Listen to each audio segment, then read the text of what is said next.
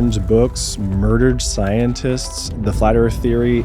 Is Christianity really responsible for harming science? Well, this comes from a pair of 19th century writers who wrote books about the conflict or the warfare between Christianity and science, but none of these claims have any foundation. And in fact, when you look at the history of science and Christianity, you find they're very much allies for most of their history. And that's why most of the founders of modern science were Bible-believing Christians.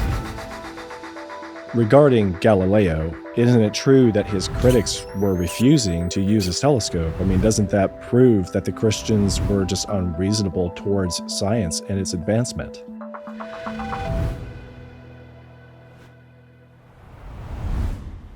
Has Christianity harmed scientific advancement through the Dark Ages, murdering scientists, burning books, the flat earth theory, and banned dissections? Dr. Sarfati, you are a PhD scientist and have extensively researched the history of science. Concerning all those claims I said, where did they come from? Well, they're all false claims, but they've fooled the world into thinking they're true. They came from two books in the 19th century. One was about the history of conflict between religion and science by John Draper. And about 20 years later came another book by Andrew Dickson White, who wrote something about the history of warfare between science and Christendom. So he goes conflict and the warfare. And they became very popular in the 19th century, even though there's a lot wrong with it. And modern historians of science think they're complete nonsense and examples of how you should not write history of science. That is really curious. I didn't know that it came down to just these two men and their claims. So can you tell us more about these authors? I mean, John Draper was actually a pretty good chemist, and he pioneered things in photography, one of the first astrophotographers taking photos of things in the sky. Mm-hmm. He discovered the Draper point. It's a point at which solids start to glow red. It's a pretty important thing. Yeah. He wasn't a historian, and definitely showed in his book. He was definitely an evolutionist, one of the first American scientists to became a Darwinist. In fact, he was originally British, born in Britain, but he grew up in America, did most of his work in America. And in fact, he's quite influential because you may have heard of the Oxford debate between Wilberforce and Huxley. Yes. And all the, did he say something about his grandfather or grandmother being an ape and all that stuff. But in fact, that was just a sideshow. In fact, the main event was John Draper presenting a paper on Darwinism and European thoughts. So he was definitely a convinced evolutionist. So he knew Huxley, who was Darwin's bulldog, as they called him.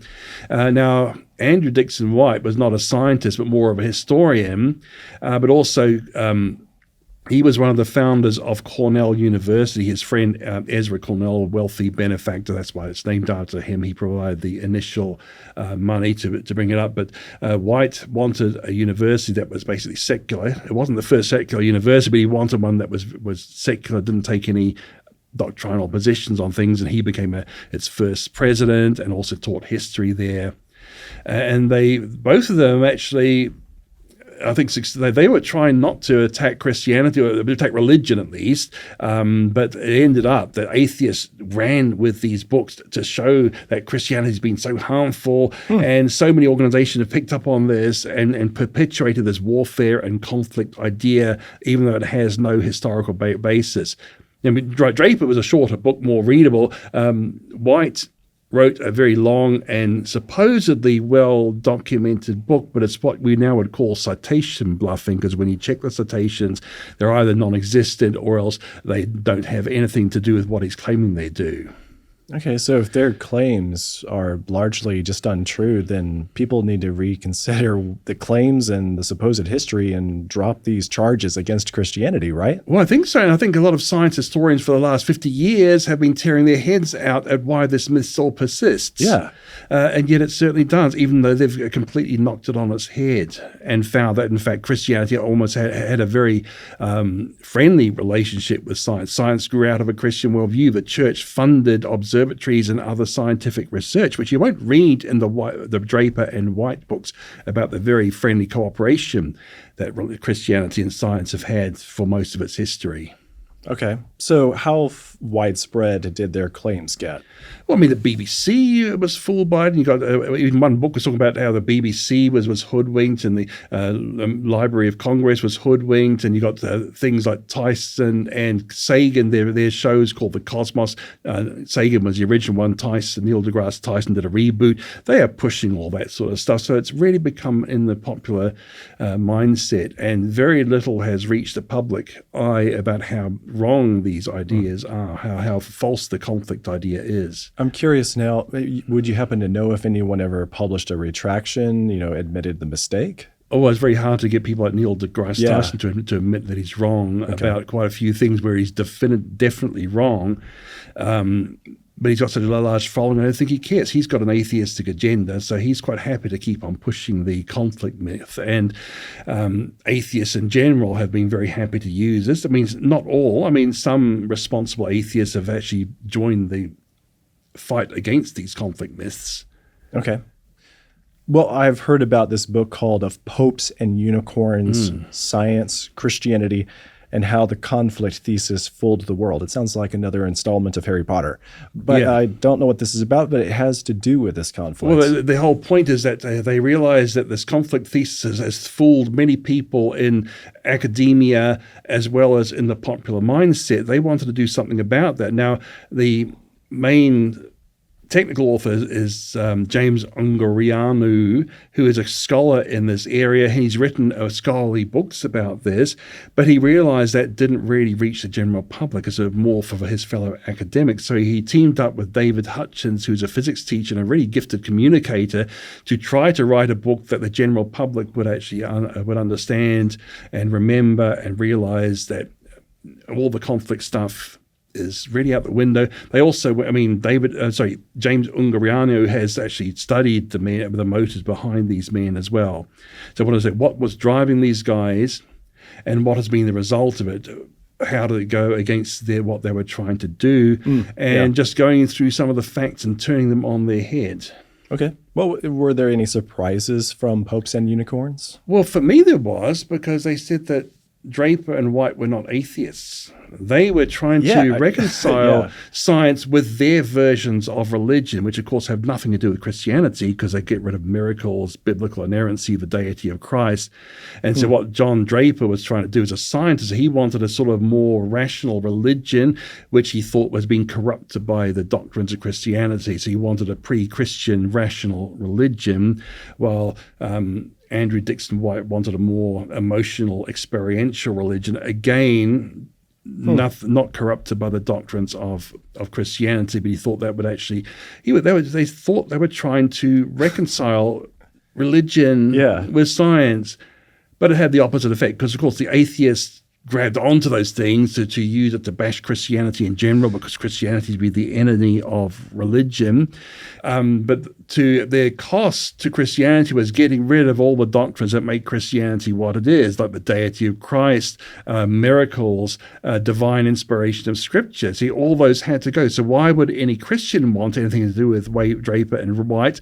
And also the outrageous charges against the church, which were already known to be very dubious. Again, why would any Christian want to take those two guys seriously? So their book backfired tremendously in relation to what they were trying to achieve. And all it did was give the atheists ammunition, but that ammunition is blanks. We'll get back to the conversation in just a second. But first, thanks so much for tuning in. If you haven't already, hit that subscribe button and turn on notifications. It genuinely helps us keep producing the talk show. Now, back to the interview. Okay, so I'm a little surprised, because you said that they claimed to be Christian, and they really just caused a lot of harm. Yeah. So did they really appear to be Christian? Well, they certainly wanted to have some sort of idea of religion, because you also got liberal theology going on in the 19th century, which was trying to have religion without all the things that the Enlightenment people didn't want, like miracles, divine inspiration of Scripture, the deity of Christ. They didn't want those things. But of course, you can't have Christianity without those things. Okay. So it's very odd. I'm wondering, did they knowingly intend to deceive their readers with this message? Well, that's a good question. They would not say so. They thought they were trying to rescue religion, but a family friend of White's, Mary Eaton, basically knew what he was up to, basically said, you're basically undermining Christianity. You're getting everything Christian that makes Christianity what it is. And eventually White just gave up talking to her because I think maybe Mary Eaton had actually exposed him what his real motivation was. It certainly wasn't to rescue real Christianity, but to have some sort of counterfeit religion of his own making in its place. All right, so then let's actually take a look at the claims, specific claims, and what refutes them. They claimed that there was a oppressive, nasty, ignorant Dark Ages. Yeah, in fact, no historian uses the term Dark Ages anymore. They call it the medieval period, the Middle Ages.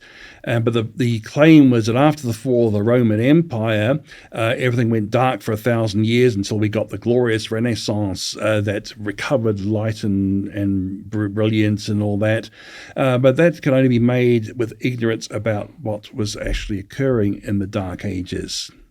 When in fact we know the Dark Ages were a period of great innovations in lots of different areas: art, literature, architecture, science, education. Okay, so just for clarification again, what was the range of time for the Dark Ages and the Middle Ages? Roughly about 500 to 1500 AD. Okay, so they'd be about the same, or categorically the same. Right. Okay. I mean, of course, one problem is that it was only the Western Roman Empire that fell. The equally Christian Eastern Roman Empire lasted another 1,000 years. Okay, so that's one thing. Yeah. And in that Eastern Christian part of the Roman Empire, they had inventions. They even had automata, and they also had the pendentive dome, which meant you could build this enormous structure called the Hagia Sophia with this enormous dome there. That's a medieval invention. That's in the Byzantine Empire, the eastern half of the empire. Even in the West, you have educational revolutions, like you have the Venerable Bede writing about history. You have Alcuin of York, who's a clergyman from England, going to Charlemagne and helping to develop the education system in his empire. In art, you have works like Beowulf, the great Anglo-Saxon epic. That's in the first half of the Middle Ages even. In the second half, you got things like the invention of the university itself. And these people are arguing from universities, but the university is a medieval invention of the church. Okay, it's a church invention of the Middle Ages. It was medieval Europe where universities start to flourish around the 11th century and on. You got Bologna, which is the first university around, but then universities like Oxford and Paris, they all came up in the 12th centuries. That's one thing. Then also you have medieval inventions, like you're wearing one of them. The shirt or my glasses? Your glasses are a medieval invention. I think about the 13th century, they were studying optics and they invented a way of having some lenses put up on a frame to put in front of your eyes so you could actually read. So spectacles are a medieval invention. Also mechanical clocks, which you have the ticking, the escapement device. That was a medieval invention. Quite a few of those things. Fantastic. And then you have the great works of literature like Dante's Divine Comedy. You have Chaucer's Canterbury Tales. These are revolutions in literature. And you have paintings like Giotto, which is weird because in Star Trek you have the guy saying Giotto was a Renaissance painter. Okay, if he's a Renaissance painter, then Thomas Aquinas is a Renaissance philosopher because their lifespans overlap. So the lesson here is that you might hear that anything we don't like is medieval. Gotcha. Anything we do like must be Renaissance. Oh, yeah, okay. of course. So the spectacles are Renaissance, but the witch trials, which are much later, are medieval. Okay. I mean, you've got Salem witch trial in 1692, which is the so-called Enlightenment period, but that must be medieval because it's bad. We don't like it. Yeah, so it's not like we had a period of the Dark Ages, and then after it was over, we had an explosion of great inventions.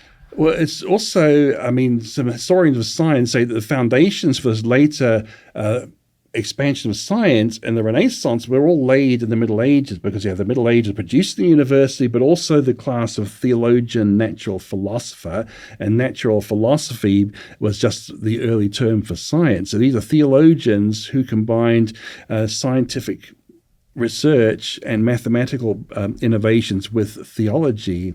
So if it wasn't for the theologians and philosophers, you wouldn't have had the later developments of modern science. So that's thanks to the Middle Ages that we had that. Yeah. All right, so then beyond the Dark Ages, supposedly Christians were burning books. What do you say to that? Well, so the reason we're very lucky if we can find an ancient manuscript because they're made on very fragile materials, and it's quite hard to keep them when the only source of light you have was a candle flame, which of course can light those things. Okay, so they're fragile. We're very lucky if we can find some ancient manuscripts. So in fact, it's quite the opposite, because in fact Christian monks often, they would copy these manuscripts to keep them going. And so if you can read a text from ancient Greece or Rome, you have a Christian monk to thank for having that text. So it's almost the opposite. You should thank the Christians for preserving these manuscripts. They even copied manuscripts they didn't agree with if they thought there was enough interest in them. Like they valued the philosophy of Aristotle, so they copied his works. But even some quite risque plays and poems have reached us thanks to Christian monks copying them, even though they would be quite appalled by some of the content. They copied them anyway. Okay. So it's really quite interesting. Christianity has been responsible for preserving a lot of the books.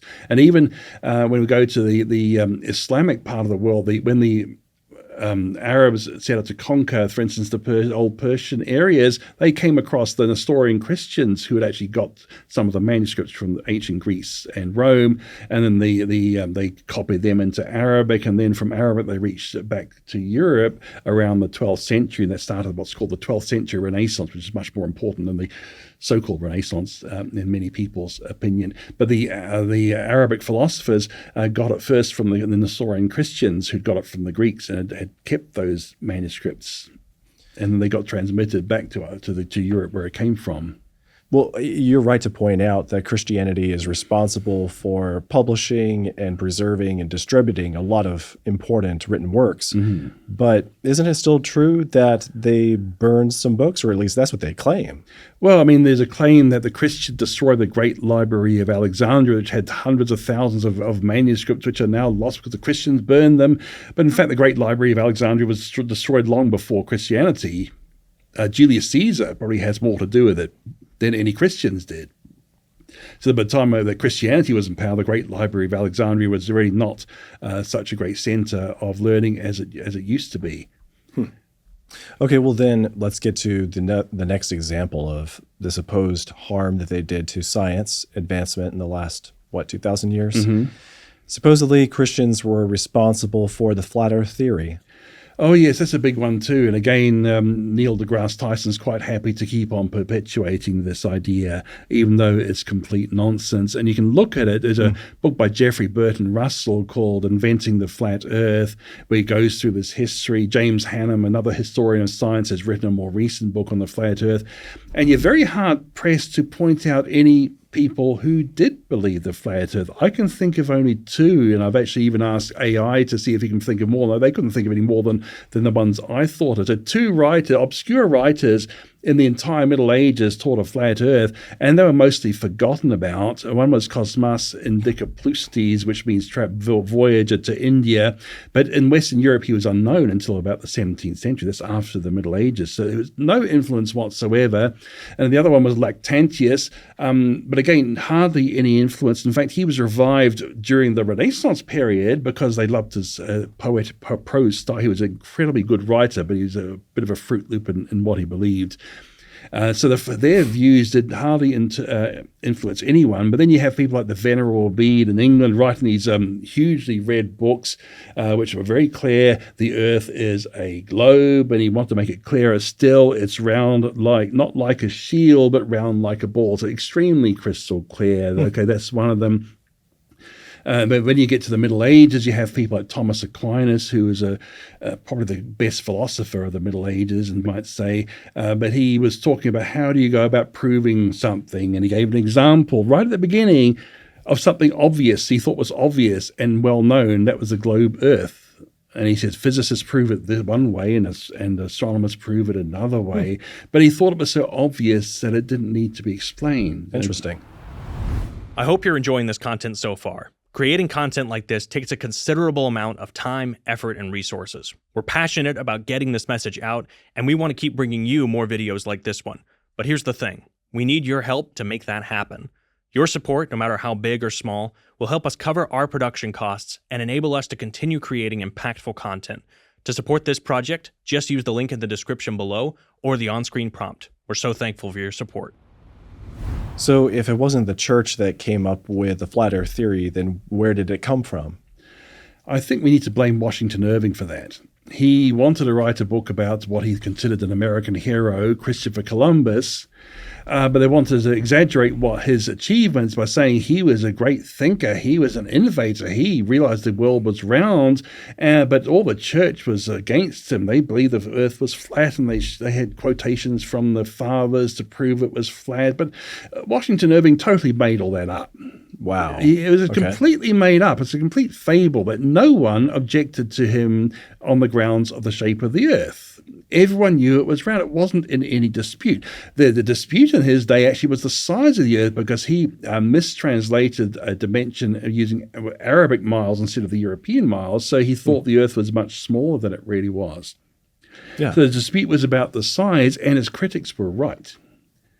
Columbus, if he was because he was wrong, he couldn't have done the voyage he was planning to do to reach India, going westwards. So he's very lucky that there's a huge continent in the way. He didn't predict that. He was very lucky he found it there, and he called the inhabitants Indians because he thought they came from that he'd reached India that way. But he never could have done it. So Columbus was wrong and got lucky.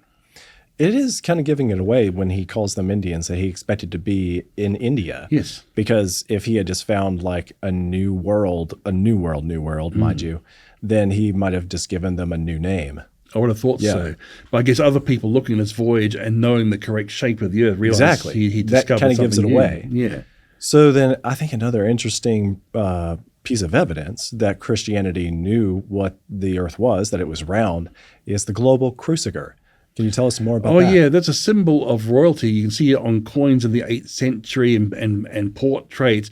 Now, this is a golden globe bearing across. Cruciger means cross bearing. So you've got this Christian motif. You've got the cross saying that Jesus is the ruler of the world. You've got the globe symbolizing the earth, and the ruler holding it to symbolize his rule of his own domain. So how do you have a globe symbolizing the earth if they didn't believe the earth was a globe itself? Right. Which means they also expected their subjects to know what the shape of the earth was. Otherwise, this symbol would have no meaning. Yeah. If in fact if people believed in a flat earth, they'd have trouble trying to work out what this globus cruciger meant. So it shows a widespread understanding of the true shape of the earth, long before the space program, Okay. So then let's look at another example of Christianity harming scientific advancement. Mm-hmm. Were they responsible for holding back medicine? Well, there are a lot of ways. In fact, it's the opposite. Christianity advanced medicine in many ways. And one was about dissection, because the way Draper and White, they claimed that the church had banned dissection, therefore held back studies of human anatomy. But the truth is diametrically opposed for it, which is what the Popes and Unicorn book points out. It was the pagan Greeks and Romans who had banned dissection. People like Galen, the famous anatomist, he had to rely on other creatures because he didn't have the human anatomy to use. But the church actually lifted this ban on dissection. And in fact, popes even ordered autopsies. So you have medieval anatomists doing human dissections, advancing knowledge, and then you have Vesalius, the famous anatomist, just after the Middle Ages, really taking the field off. But he built on the foundations of the medievals, who had allowed human dissection to proceed. So the church lifted the ban, didn't impose it, actually removed the ban. So again, totally opposite of what Draper and White claim. Well, and it also strikes me that the author of the Gospel of Luke himself was a doctor. It is interesting, isn't it? Yeah, and so biblical Christianity would support like medicinal advancement and medical practices and helping people that way. Well, in fact, the church is what started the hospitals, for instance. The hospitals were first founded by the church as well. Well, and something else that I've seen you point out in some of your written research and articles has been anesthesia was, what is it? That wasn't a Christian invention, was it? Well, I think it was, because you have James Simpson, who was a devout Christian, he used chloroform for childbirth. anesthesia to make women more comfortable in childbirth. He was actually very much pro-woman. He also realized that infections can be transferred from one to the other. He was another person who liked to advocated washing hands to stop infections passing from one to the other. But he's most famous for developing chloroform for anesthesia. Now, the Draper and White claim is that pulpits thundered against Simpson because God had made it very clear that women are meant to have children with pain. So how dare you try to undermine God's command there? That was that's what White claimed was said. But when you look in the history, almost no one of note made such an objection. The pulpits were generally supportive of this sort of thing. Yeah. Now, when you look at the history, it's sort of just after the Industrial Revolution, where you have a lot of labor-saving devices being invented. But didn't God say to Adam, by the sweat of your brow, you're going to produce bread? So how dare you undermine God's command by giving him an easier way out with these labor-saving devices? But no one ever said that, nor should they have done. Okay. Another one is that God also cursed the ground with thorns and thistles, but no one had a problem with clearing or chopping out these thorns and thistles to plant crops. Okay. It was understood, and this is the example of Jesus himself in his miracles of healing, of curing deafness and blindness and dumbness and lameness and too much blood being produced. He was alleviating the effects of the curse. These things were part of the curse on creation, that God cursed the whole creation, as in Romans 8, the whole creation is groaning. But they thought that alleviating aspects of the curse was an example set by Jesus himself. So if we're Christians, we should be following Jesus' example and alleviating effects of the curse. I mean, death is part of the curse, definitely, but would you object to lifesavers? No, not at all. Yeah, but that's the thing. So therefore, alleviating childbirth pain was just another blessed thing to do, and I think the church generally realized that.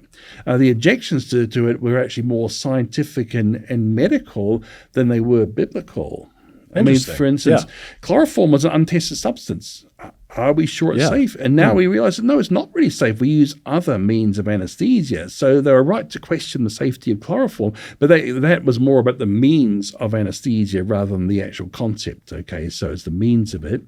Another thing is they might have thought it's a bit like drunkenness. Can a woman bearing a child follow instructions when to push and when to relax and when to breathe if she's under? So that was a medical objection, but it wasn't a biblical objection.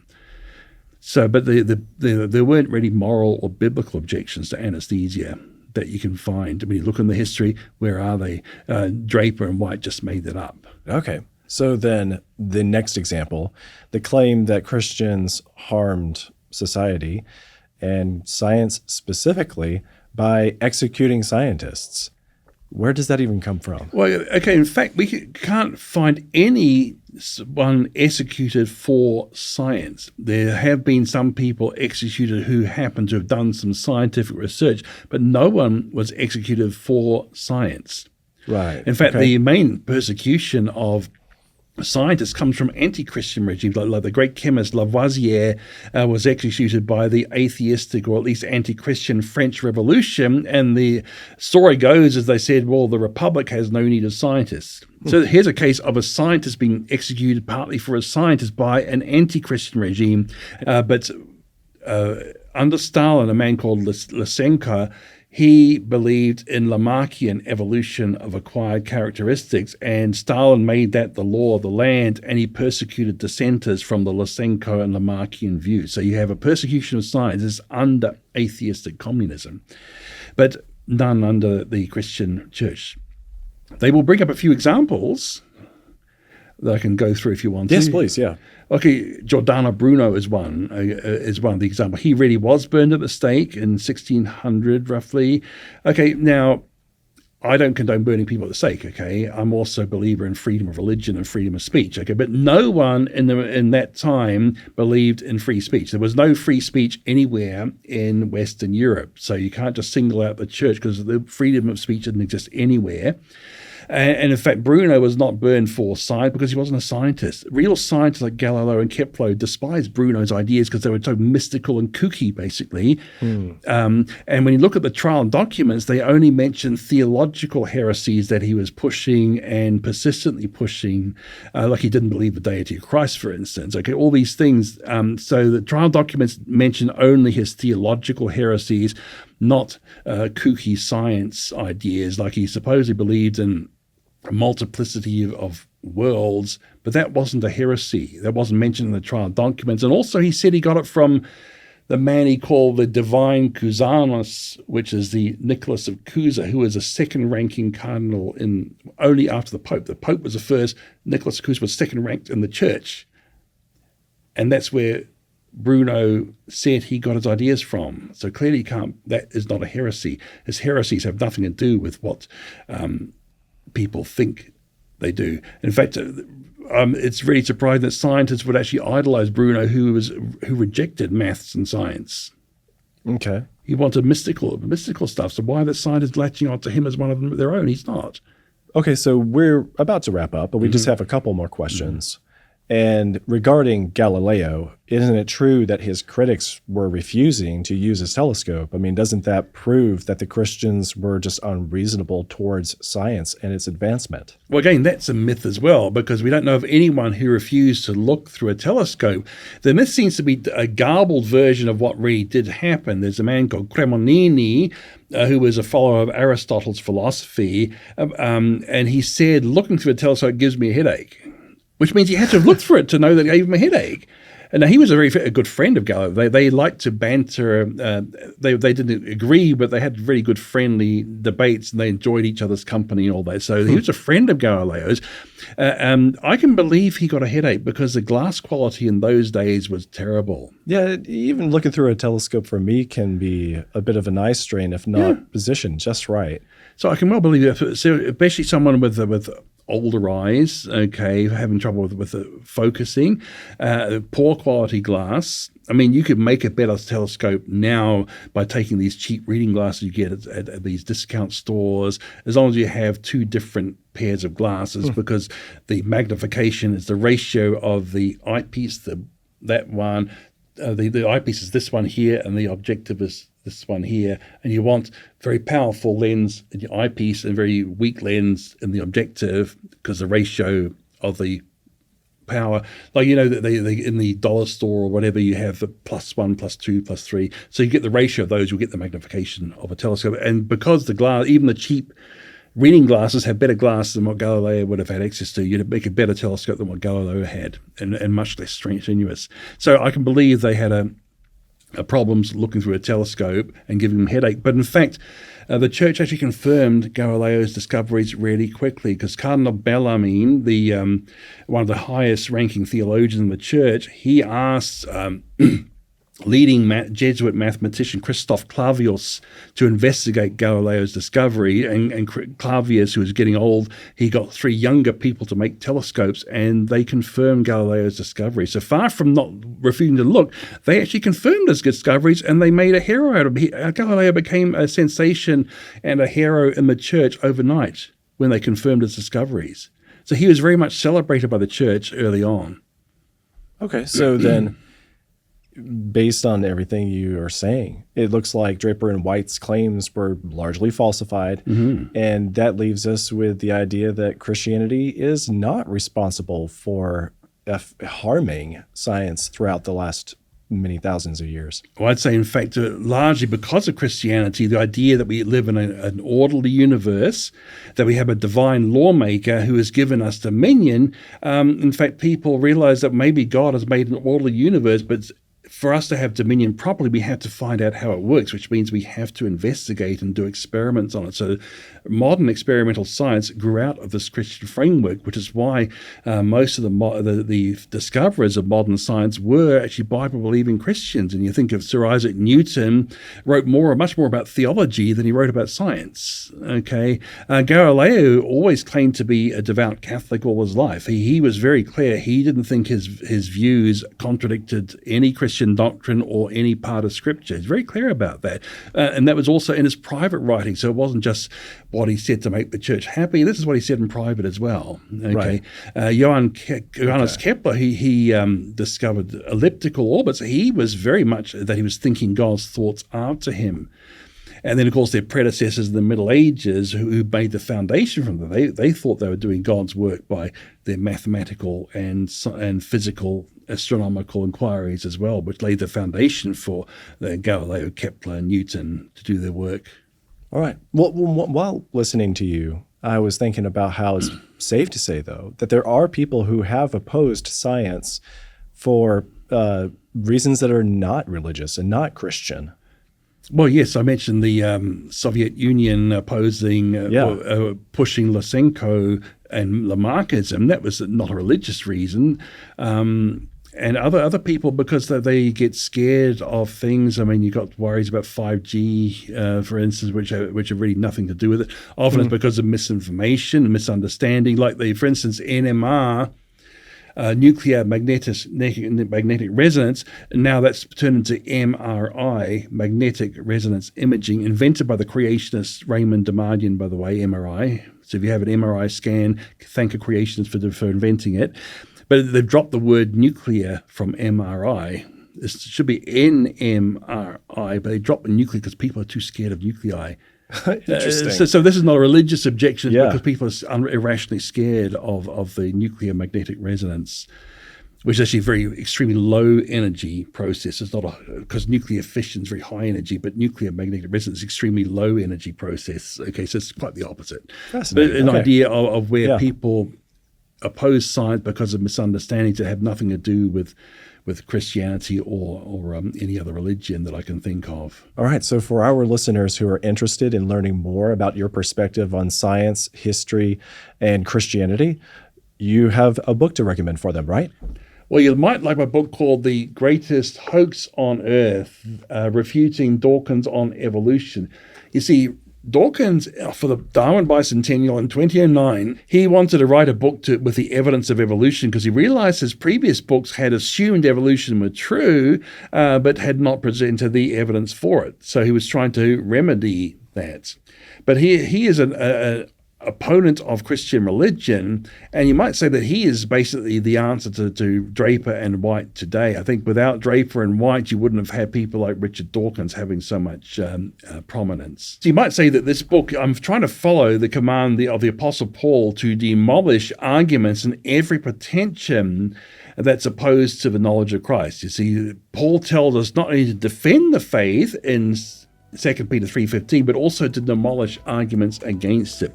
So this is actually a fairly comprehensive book talking about lots of different things, why evolution doesn't work, evidence for design, but also going to the age of the Earth, and why radiometric dating has assumptions, and how carbon-14 is very good evidence for a younger Earth. But basically covering all the main arguments that you ever come across with evolution made by the world champion evolutionists, and hopefully with this book you'll be able to answer the best arguments evolutionists will come up against you. Fantastic. So if you're ready to read the book, you will find a link to the ebook version where you can get it for free in the description. Dr. Sarfati, thank you so much. This has been a great conversation. Thank you, Mr. Joseph.